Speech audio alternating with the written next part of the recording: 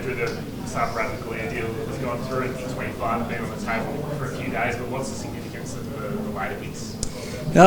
We do value every pick. Right now, as people know, we haven't got the biggest draft hand, so right now it's pick 8, 25, and the one in the 70s is the next pick. So from here we'll work around what that looks like leading into the draft, and there's been some open conversations as I stood here Monday a week ago. We're open to that pick trading. Gives us a better hand to be able to try and shape that leading into the draft. But yeah, every pick makes a difference, and with the Gold Coast situation and the bidding system right now, that does come in a bit. And so yeah, we'll see what we can do with that and hopefully turn it into a good player. Why did it take 10 days to get 76 and 90? Yeah, it's a good question. Look, I had a brief chat with Jason Cripps from Port 10 days ago, and from there we just decided to hang out a bit, really. There wasn't much going on, and part of our strategy and telling you guys was trying to maximise, if Sav was to leave, what it looked like. We were just trying to see if there was anything else that fleshed out. But you know, we understood we had a player that was out of contract. He wanted to get to Port Adelaide. Look, we're really open to communication with Port Adelaide about what it looked like. I went through Sava's manager in the end to see if we can get some stuff going, and to be fair, the last couple of days have been really smooth, and we've been clear on what it looked like for both teams. When you said you went through Sava's manager, was there a bit of a cold war in terms of you guys not communicating between the clubs? Oh, not really. Not really. The reason I went through a Sava's manager was I got on the front foot once we sort of knew that Sav wanted to get to Port Adelaide, and tried to let him know about what a trade we thought would look like from our end, and what we believed his worth was. So then once that communication happened with him, we just went back through him, and the last couple of days, as I said, I've been open dialogue with the Cats and Port Adelaide, and so here we are with Sav going out and pick 25 coming in. It's been a 2-year push from Sav. What's the relationship like through this between the two? No, it's fine. Look, this period, all clubs are trying to do the best thing for their footy club. That's what I'm doing, representing the Geelong Football Club, and Jason Cripps is doing that for Port Adelaide. We totally get it. Every club's trying to do the same. It's a competition at the end of the day. We're not there necessarily to be friends, but we're trying to get a good deal for our footy club and set it up for the future. So totally get why there's times where communication might be lacking or whatever it is, but at the end of the day, we respect what both clubs are trying to do. Chris said he didn't want to let him go. These sorts of players don't really grow on trees, and that he was going to push for a pretty high price. What sort of hold does a Sava leave? Do you feel like 25 gives you something to work with? Yeah, 25 definitely gives us something to work with. There's a power of work going into what the draft looks like. As I said, there's some workings to be done around what those final picks look like for us. There's been some positive conversations around that. Chris loves all his players. You won't see a coach more invested into his players. He's loyal. He wants to get the best out of them, and that will never change.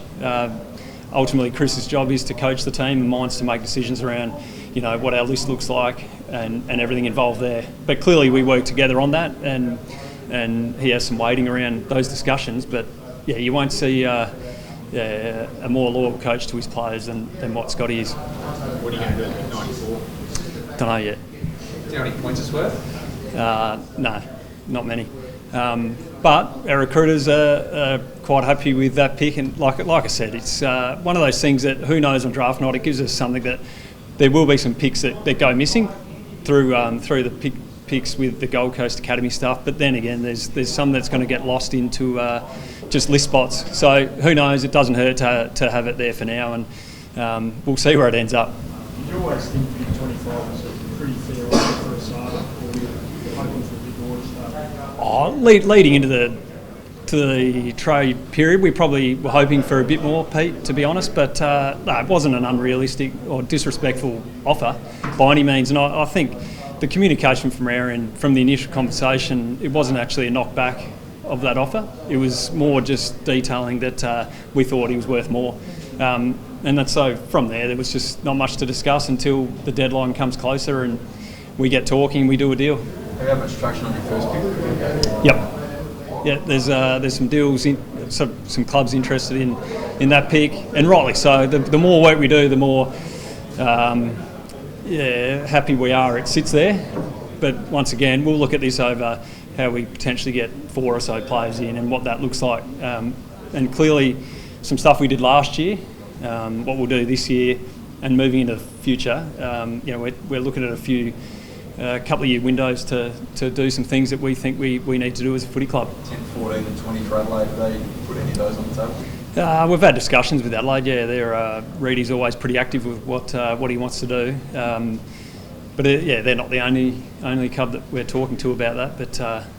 But the good thing is with the windows now open, with the pick trading, from here we can get to work from our end, and teams can get to work on what they think it looks like. But yeah, it puts us in a good position with that stuff, and so that does give us some flexibility. Ollie Lord's name was thrown up when you talked about celebrating Ollie. I suppose the interest they had in him and everything like that. Yeah, we like Ollie Lord, the way he's tracking in his development as a player, but he's a contracted Port Adelaide player for now, so we'll leave it at that. I think, I've been open with you guys, there's a lot of players we look at, and we do a lot of work around how we better our list. We'll keep doing that.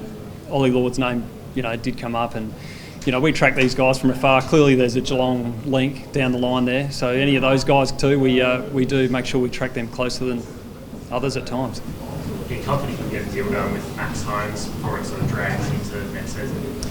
Yeah, I think Max is in a really good spot. I think he's clearly he knows how much we value him, and he's got a great cohort of young players that he's mates with, and for the most part, those guys are our next what's going to make our footy club, propel us into the future. We've clearly got some really, really talented older guys that once we get full availability of them going forward next year, we're really optimistic about what our team can do in 2024, and Max Holmes is key to that.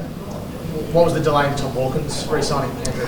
I think as a footy club, we give, in particular, someone with Tom's age and the amount he's done for our footy club, give them time to work through what they need to do, to be honest. And so from my end, I was always comfortable with where it stood as a footy club. And so then you give these guys time to work through what they need to. And, even when there seemed to be a bit of talk around it publicly, Tom's sitting down with us talking around how the pre-season looks, what things can we change and tweak to get better as a footy club and in particular playing group. So we're always comfortable that we're going to get an outcome